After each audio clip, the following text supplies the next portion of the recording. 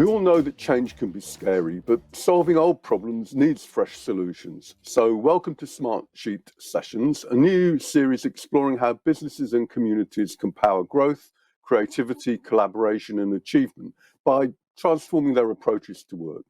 In each session, we'll be joined by a panel of experts as we figure out what should come next for businesses that seek to challenge old ways of working and create new outcomes as a result.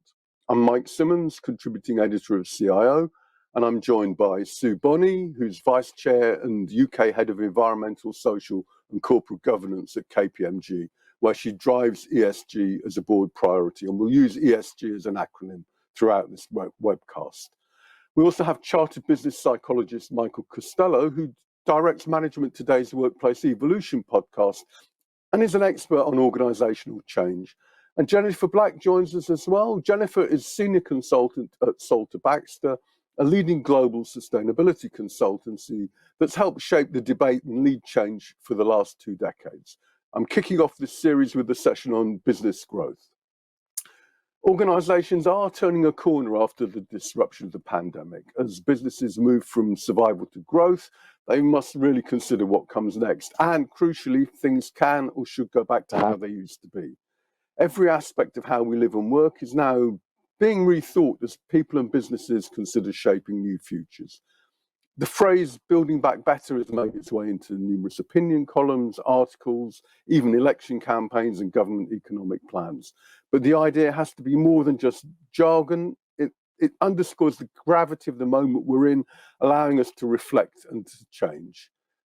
So what does it really mean for businesses in 2021? CIO and Smartsheets want to explore the financial, regulatory and ethical imperatives that are driving the challenge of a green agenda. The question for business really, I suppose, is can kinder and more responsible decisions drive green ethical profit? Let's get to it. Gone are the days when rampant growth and profit margins were the only measures of success. Business must now consider climate risk and responsible business principles as they strive to build back better. So let's start with that phrase, Jennifer.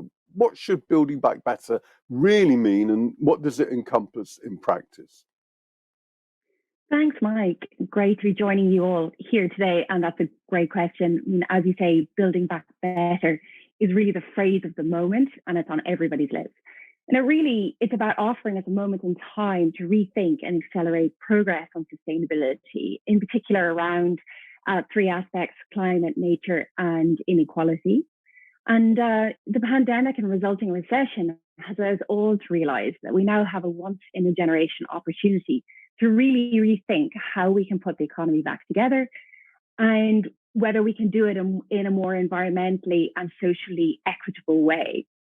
And all the research that's emerging is illustrating that we can revitalize our economy and society again by prioritizing spending on initiatives that will lead us to positive ESG outcomes.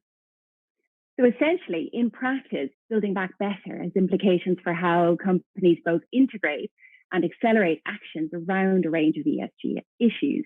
And we've already, over the last year, seen a significant acceleration of business action around DE&I, that's diversity, equity, and inclusion. And partly this has been driven in response to the Black Lives Matter movement, but also in response to how unequal the impact of the pandemic has been. You know, it's been particularly hitting the Black, Asian, and ethnic minority communities really hard. So, with all that, there's also a growing interest in both the public and private sector around better understanding and recognizing the value of the environment and how it basically underpins all aspects of our economy and society. And in response to that, many businesses have been setting themselves net zero targets and adopting a natural capital approach, a natural capital lens to their ESG initiatives. And that involves implementing nature-based solutions. So, for example, we're talking about peatland restoration, planting trees, restoring forests, and so on. And these are just, a couple of very small examples of how businesses can help themselves to meet their net zero targets, as well as delivering those other positive and environmental, social benefits. Okay, Sue. What pressures would you say are driving the need for business to grow more sustainably? And how are the businesses really responding? Well, it's interesting. The pressure's coming from all angles, but different stakeholders do want different things. So, the banks have a regulator who needs to know how exposed their portfolio is to climate risk. So, if a bank lends to a Californian almond producer who's starved of water in the drought and goes out of business, then the bank takes a hit to its reserves. So it's a question of financial resilience for the bank, and it's one of survival for the grower. And then you have asset managers, funds, and so on. And what they care about is whether the company is a good long-term investment prospect. So if your business is transporting diesel around the country, that will be finite, and unless you've got a good transformation story and you can show how you're going to pivot around your core strengths into a greener market. And if you don't, you won't be investable. And then you've got more and more customers, particularly the young, but not exclusively, and they're making their buying choices on what matters to them. So whether that's carbon footprint of the retailer or, vegan food choices, 90% in our latest consumer market survey said that they'd pay more to ethical retailers. So even if they don't all quite mean that, there's still definitely a growth opportunity there. And so on and so on. But the trouble is that can lead to sort of knee-jerk reactions without really thinking through the consequences. So I know a fair few FTSE companies who have bounced into some pretty racy, ambitious carbon zero targets, and they're now wondering how on earth they're going to meet them. And those who I think are handling it the best are the ones who are on the front foot, and they're sort of controlling their narrative much more. I think BP is a pretty good example, just because it's such an extreme transformation to move from being, a fossil fuel provider to being a carbon zero alternative energy provider by 2050. So I am not saying they're perfect, and they were clearly more than nudged into it. But there are some key elements there, I think, which you can pull out.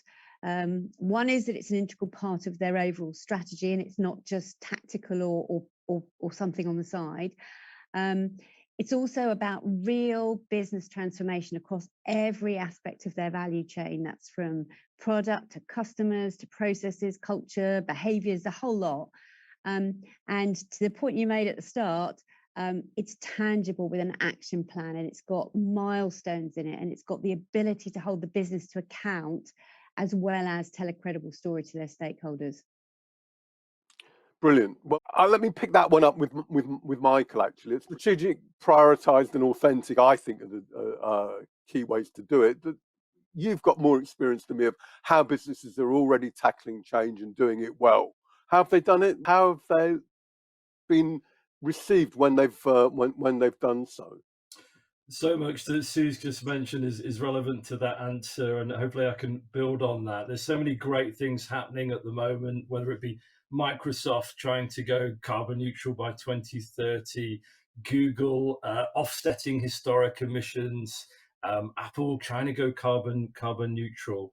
I'd like to talk about things from my own experience with my own clients, and one I'm proud to have worked with, which is Nike, actually. They've focused and done very well at looking at change and adapting to change from a societal and an environmental viewpoint. So they have something very exciting around the move to zero strategy. So that's towards zero carbon emissions and zero waste. What I think is really fascinating is that they're not happy to kick the can down the road on this. You can pass the problem down the supply chain. But they've got 650 suppliers in 52 countries, and they're implementing their environmental policies right across the board on that. They're looking at their distribution centers being all powered by renewable sources in 2025. And in terms of products and services, when you look at the innovation on their jersey shirts made out of recycled bottles, I have no idea how they do that, but it's incredible. Look at their trainers. They're made out of recycled polyester. So they continue to innovate, but they don't take their eye off society either. So if you think back, 2016, the American footballer Kaepernick took the knee during the national anthem, way before Black Lives Matter actually took place, and not everyone was with him on that in the US. It was a real contentious act, but Nike gave public support on this. If if you go online, you'll see their Black community commitment and what they're doing to get families out of poverty, families out of debt, children into STEM subjects, capital funding for entrepreneurs. These are very, very real actions that are aligned to a sustainability strategy, that are outlined on the balanced scorecard, which I think Sue is alluding to, getting down into that minutiae, that is really making a huge change. My final point is, the change has to be inside and out on the strategy, because when they went public on that commitment, the employees, surprisingly, were kind of lukewarm. So yes, we agree with the public commitment, but what are we doing internally? That led to a huge external independent audit of Nike's operations, which transformed their recruitment, their internal selection, how they train, and also it led to the appointment of an international and regional lead on diversity and inclusivity. So for me, it's a great example of an organization that's not just a manufacturer. That's not its purpose now. It's transformed to something completely different and something we should be celebrating. That idea of building back better can really encourage a positive sentiment within your organization, change your organization, and also around the organization. You know, it can increase efficiency, create a kind of culture where people really feel supported again inside the organization. So let's just explore how you really introduce those changes, because you outlined them from Nike at the top down, but the process of delivering the change is so crucial. So, Michael, if you could just come back on that. Yeah, I think that what organizations overlook is really sound key stakeholder management. And we've seen some absolute disasters of stakeholder management in the internal and external stakeholders. And yes, I'm alluding to the European Super League recently, where I'm afraid greed is good is still alive and kicking in some organizations, sadly. And for me, organizational change at its simplest, I wish organizations would do it properly. Have a vision, have a business case, have an acceptable first steps, and think about the real and perceived costs. None of that was done. Little consultation with what I would describe in a classic sense is initially high interest, low power stakeholders who moved very quickly as a collective to high power, high interest, and stopped the whole change that they wanted to drive. So I think there was an arrogance, there was a lack of diversity at the top, no real clear vision or business case, and the Gordon Gekko brand will stick to those brands for a good while longer. We're talking about this kind of change, and we talked at the beginning, Sue. We talked at the beginning about measurement, what's measured gets done, and the weaving a green thread through everything that you do, and the importance of reporting to make change a reality. And you're responsible for kind of data capture and evidencing change at KPMG and for your clients. So can you give us some advice for organizations that are looking to kind of instill ownership of these issues and demonstrate that they're getting results and ROI? Reporting can feel a bit dry or a bit compliancy, but this is all about transformation. And to my mind, a target without a plan is just a number on a page. So data is really critical because it helps you understand how you stack up today as a business and what you can do to move the dial. And I think the other thing it does is give others confidence that you're doing what you say you're going to do. I go back to some of those targets earlier on where people really don't know what they're going to do. I think a really good example of that is gender pay gap reporting, which came in, people will remember a few years back. And when it first came in, companies really struggled. They couldn't get the data. Then they added it up and it gave them a sort of horrible answer, but they didn't know why. And so then they almost had to deconstruct it and then understand what was driving the outcomes. But then that gave them a basis, a real tangible basis for an action plan to improve and do continuous improvement.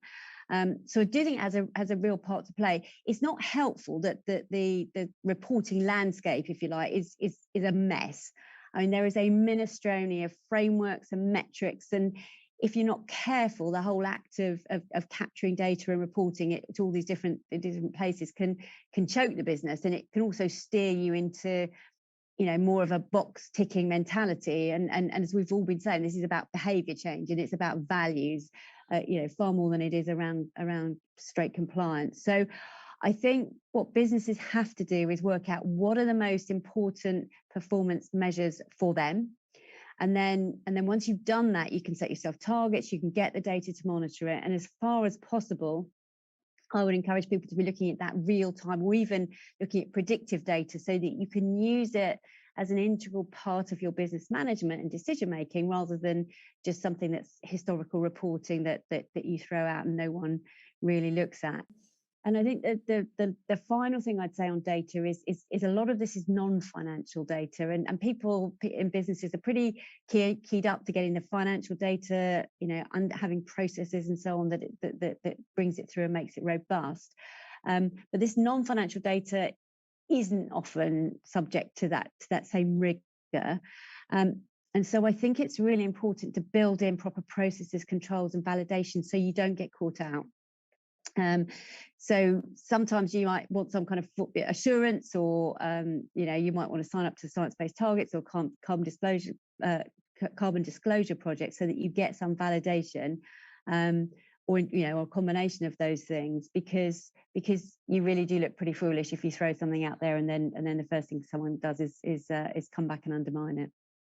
Yeah, yeah. So the data is crucial. You want it real time. You want to be forward looking. So Jennifer, as businesses are trying to grapple with that, who in the business really needs visibility of ESG initiatives, and what should they be doing with them? Yeah, great question, Mike. So, you know, again, sort of building on what Sue has talked about, and what we talked about earlier in terms of the pandemic and so on, you know, it's really excellent that businesses are using this as a moment, as an opportunity to reflect on their purpose and think about whether it still sort of meets the needs through this recovery period. I mean, secondly, or essentially, really everyone in the business needs to have visibility of ESG initiatives. Everyone needs to be educated and engaged. So that needs to happen, like, right down from the C-suite through to the marketing and comms team, procurement, you know, everyone. And for this to really work effectively, an ESG approach needs to embed it throughout the business into all decision-making processes that take place across the business, across a value chain. And this is where strong governance really comes into play. So for example, an increasing number of businesses are focusing on their board composition and looking to bring sustainability expertise in at the board level through the recruitment of what's termed climate competent directors. And building that expertise at the board level is particularly helpful from a risks and crisis management point of view. And the businesses that had those board members in place have actually responded better throughout the pandemic and been able to pivot, you know, in a much more efficient way. You know, so it's important from a risks and crisis management point of view, but also to avoid missing out on those ESG related opportunities in the marketplace, and some of the things that Sue's been talking about. And we're seeing more and more that businesses are recruiting chief sustainability officers, such as PepsiCo and Ralph Lauren, for example. And they're doing that to help their businesses really focus holistically on sustainability and ESG initiatives. And so following the establishment of these roles and building that board expertise, ESG related and policies and those other fundamentals, such as, you know, internal guidelines and so on, those flow naturally, and having them in place really enables the various business units to effectively implement ESG strategies around addressing their key ESG issues as business. So look, it's pretty clear that businesses must meet the needs of clients that are growing all the time, changing all the time, and also something that I think is massively underestimated, which is the expectations of employees. are looking to work for value-driven employers. I mean, we all know talent retention has been a major problem for business and technology leaders for many years. And I still hear CEOs and CIOs complain that young staff have no loyalty, or that they don't understand. They've got to be patient and learn the basics of the business. But then I talk to my children and their friends, and that really they've no time and no inclination to work for organisations that don't reflect their aspirations in some way. And those aspirations go way beyond a good paycheck. So for executives and business leaders, right, there's still a balance between the need to lead in their field, to operate profitably, and to protect employees, and to meet the challenges of the green agenda, and meet the demands of some pretty dynamic young people. And then there's the task of measuring, analysing, and reporting on ESGs as well. So look, we've talked about ways to make tangible what can be quite abstract ideas, but let's broaden out the way how we're going to talk about influencing change, because this is the real thing, isn't it? I'll start with Michael. You know, we talk about we've talked about big corporate targets and agendas, and we'll return to that. But how do businesses motivate employees to change their habits? It's not everybody's as engaged as my kids, for example. You know, are we talking about a kind of nudge theory approach to this, or what have you come across? So what I'd like to see is sustainable strategies really brought to life in regular performance discussions and appraisals. And a good way of integrating a sustainable strategy is actually via a competency framework. You know, when was the last time that you actually had a performance review, an appraisal where those topics actually came up?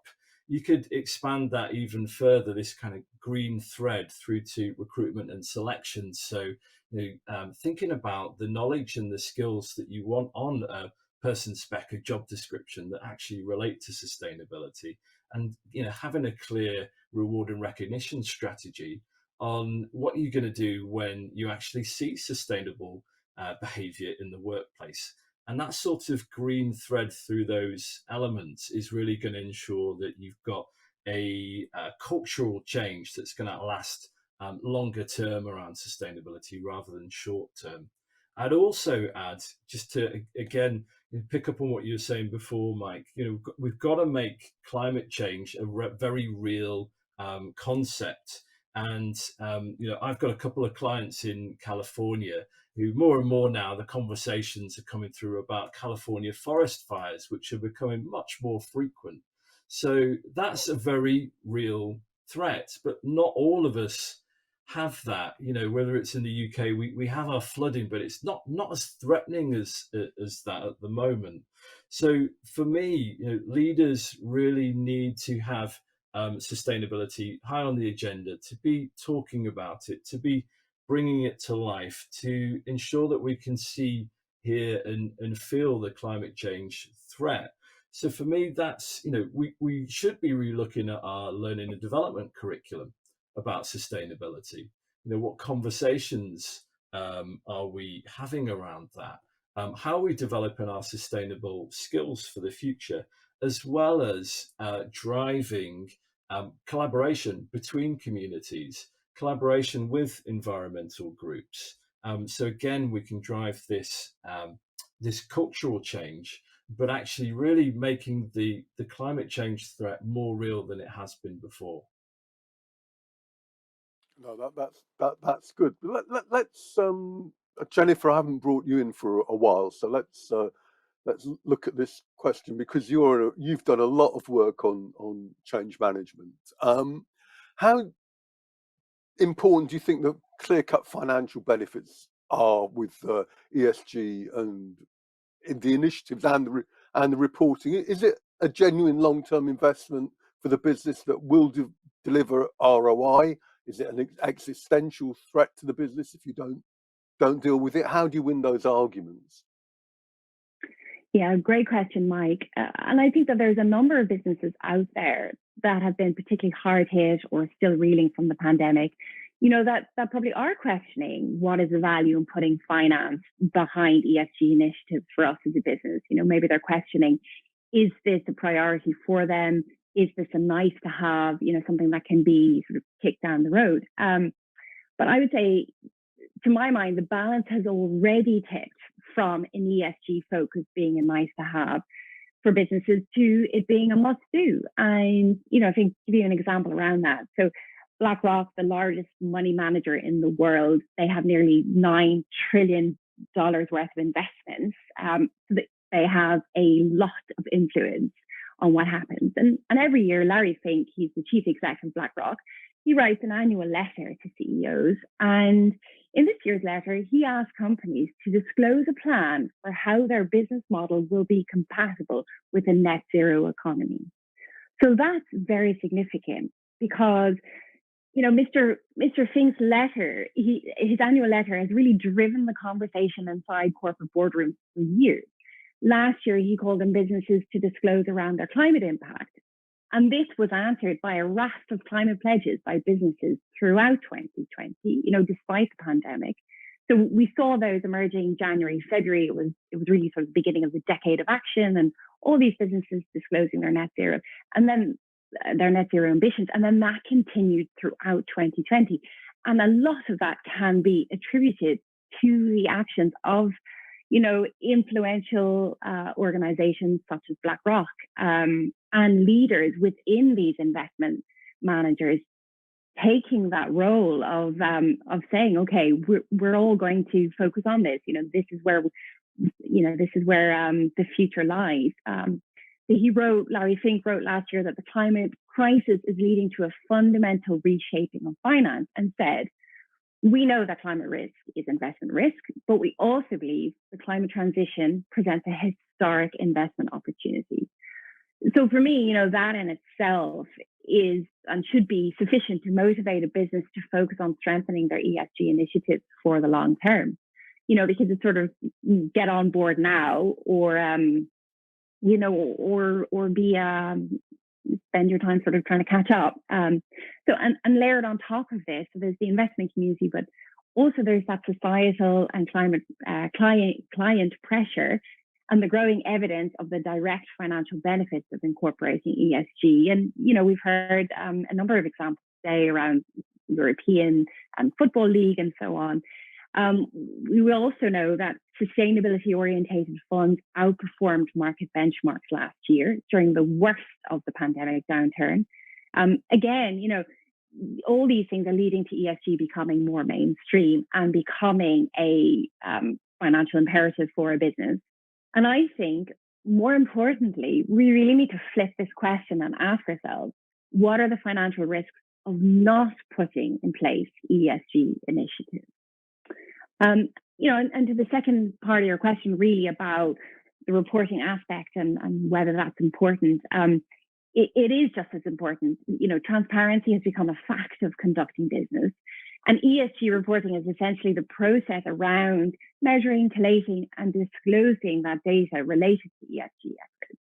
And it's a way for businesses, investment funds, governments, and so on, to demonstrate their sustainability performance and track their progress over time. And all this helps with their transparency. Sue talked about the reporting frameworks, and how there's, I think she said, a minestrone soup or an alphabet soup, as some people say, of different frameworks out there. And it is, quite challenging to unpick and decide which reporting framework is the right one for your business. But ultimately, you've done the work as an organization. Now you need to communicate that to your audience, and reporting is a vehicle, a way of doing that. So demonstrating what you've done, your purpose behind it, how you've done it, and more importantly, what were the outcomes of the ESG initiatives that you undertook as a business? How have you performed against those goals, targets set? What progress was made?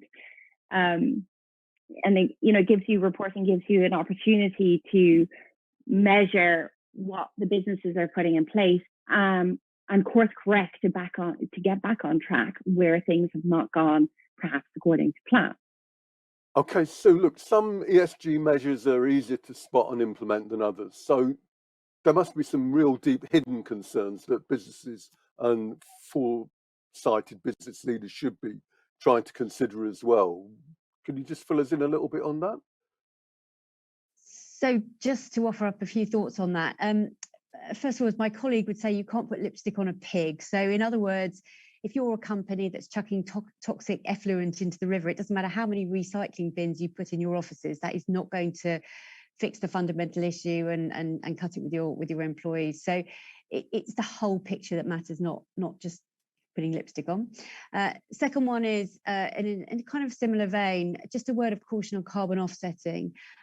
So that's where you reduce your footprint, not by taking carbon out of your business, but by paying for carbon positive projects done by someone else. And quality offsetting's got a major part to play. You can buy into some projects that are doing fabulous things, but that's not true in every case. And there are examples of trees being double and triple counted, and so, you know, not unreasonably, the level of public trust is pretty low. And I also think as demand increases, the cost you're going to have to build into your P&L is going to go up exponentially. So offsetting, I think, has a part to play, but it's not a panacea. And then thirdly, this is as much about what you're not doing as what you do. So by all means, shout about the things you can be proud of. So many client conversations I have start off with them telling me these things and that they have a fabulous story to tell, but they're not necessarily getting the credit. But I go back to what I said earlier, be honest about where you're vulnerable across the whole ESG spectrum and spell out your plans to make it better. And then just a final observation, the ESG agenda is an incredibly rich tapestry, as well as the obvious elements like climate and carbon and so on. It covers paying fair wages, it covers responsible tax strategy, diversity of your board, anti-bribery, human slavery, you know, the list goes on and on. And we have an ESG radar on a page, a slide we use with our clients, and it's a pretty busy slide. I mean, there are just thousands of data points on it. And the point of raising that is to say it really is important to think about ESG as not something you do, but everything you do and how you do it. So don't regard this as a checklist that you've got to wade your way through. If this becomes some kind of compliance chore, then you've really missed the point. This is much more about embedding purpose and responsibility into your way of doing business and encouraging a culture and values that really embrace that. And if you combine that with an honesty and an awareness of where you are and where you want to be, like we've been discussing, I think that will take you a very long way and with your people. Okay, thanks, Sue. So dealing with complex multidimensional issues, as we've talked about today, requires good management, clear coordination, and deep insight. It requires leadership and it requires listening. I think today we've confirmed what we really already knew, that change is necessary, but that it's possible. And crucially, we can all begin taking steps towards sustainable growth. Every journey has a starting point as well as a destination. And I'd like to make a final point of my own, if I may. CIOs, business technology and line of business leaders are rightly obsessed with digital transformation. And transformation requires optimization and it requires innovation. And both really are absolutely synonymous with sustainability. And what are the biggest drivers of sustainability for the enterprise? Internally, it's optimizing value chains and operational efficiency, followed by staff satisfaction, and all that brings with staff retention and enhanced customer service and so on. And externally, having clear, meaningful roadmaps and milestones that you achieve lead to more business opportunities, better branding, better compliance, and those are all keys to a successful future. So with that, thank you, Sue Bonney, Michael Costello and Jennifer Black for joining this discussion, and thank you for watching this episode of Smartsheet Sessions. Explore more videos in the series to learn how businesses are tackling old problems in new ways and getting new and, I think, better results. Visit the Smartsheet website for further insights and what I hope you feel is practical discussion that will help you deliver meaningful change. Thank you. Move with the rhythm, shake it up, stop when the clock hits 13. You've been working, but you're blurting.